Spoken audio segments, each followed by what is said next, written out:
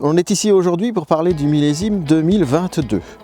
2022, bonne nouvelle, il y a eu du raisin. Ce qui n'était pas le cas en 2021 puisque le domaine a fait un rendement moyen de 18 hectolitres hectare, ce qui est extrêmement peu. C'était dû à une forte attaque de mildiou. Cette année, on a eu quelques frayeurs également puisque on a eu beaucoup de sécheresse jusque pratiquement au dernier moment.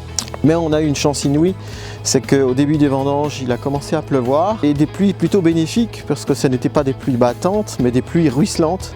Et finalement, on a pu récolter des Riesling à maturité, je dirais. Cette année, pour le domaine Notaire, c'est un peu un virage aussi, dans le sens où on a multiplié un peu les cuvées de vin orange, donc les cuvées de macération. Qui vont vers le zéro sulfite ajouté. Donc l'objectif étant d'extraire à la fois de la couleur et des tanins justement qui vont être protecteurs pour la conservation du vin. L'idée aussi sur ces cuvées, pour essayer de rajouter un effet protecteur, c'est de récolter les raisins aux alentours de 12,5, 13. Là, on essaye de ne chercher pas trop tard les raisins, je dirais même tôt, pour avoir un niveau d'acidité élevé. Et tout le monde sait, enfin si tout le monde ne le sait pas, je vous l'apprends, c'est que le conservateur essentiel de tout ce qui est soit alimentaire, soit liquide, c'est l'acidité. Hein. C'est pour ça qu'on trouve des E330 dans les produits. C'est de l'acide ascorbique la plupart du temps, donc la vitamine C.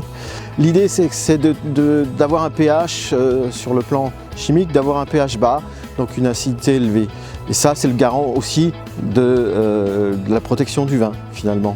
Et puis protection ultime du vin lorsqu'il arrive à son aboutissement, à son destin, c'est-à-dire à être consommé, c'est la mise en place d'un bouchon étanche, très étanche d'ailleurs, et qui permet que ces vins sans sulfite ajouté puissent avoir une durée de vie, je dirais, si toutes les conditions sont réunies, d'une dizaine d'années. Hein, voire plus, mais là on n'a pas le recul, hein, sur plus de 10 ans.